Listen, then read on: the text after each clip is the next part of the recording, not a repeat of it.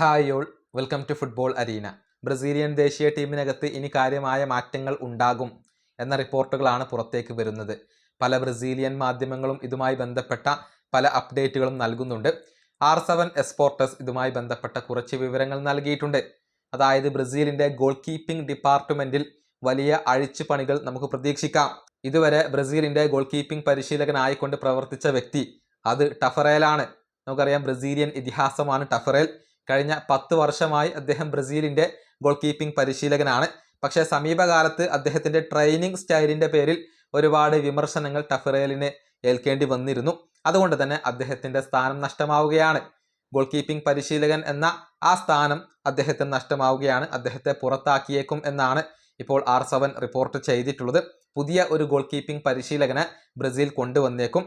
മാത്രമല്ല, ബ്രസീലിൻ്റെ നിലവിലെ goal കീപ്പർമാരായ Alison, Ederson, വെവേർട്ടൺ എന്നിവർക്ക് കാലക്രമേണ സ്ഥാനം നഷ്ടമാകും എന്നാണ് റിപ്പോർട്ടുകൾ.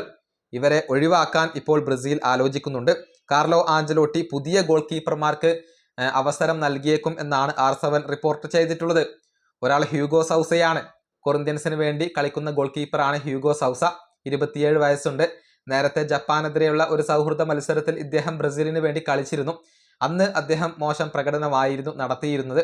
പക്ഷേ കാർലോ ആഞ്ചലോട്ടിക്ക് സൗസയിൽ ഇപ്പോൾ വലിയ വിശ്വാസമുണ്ട്. മാത്രമല്ല, ഒരു പെനാൽറ്റി സ്പെഷ്യലിസ്റ്റ് കൂടിയാണ് ഹ്യൂഗോ സൗസ.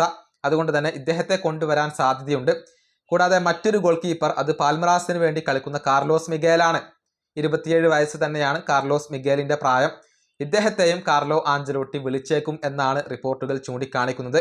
ഈ രണ്ട് ഗോൾ കീപ്പർമാർക്കും നല്ല പൊട്ടൻഷ്യൽ ഉണ്ട് എന്നാണ് ഇപ്പോൾ കാർലോ ആഞ്ചലോട്ടി വിശ്വസിക്കുന്നത്. അതുകൊണ്ട് തന്നെ അടുത്ത കോളപ്പിൽ ഈ 2 പേർക്കും നറുക്ക് വീഴാൻ സാധ്യതയുണ്ട്.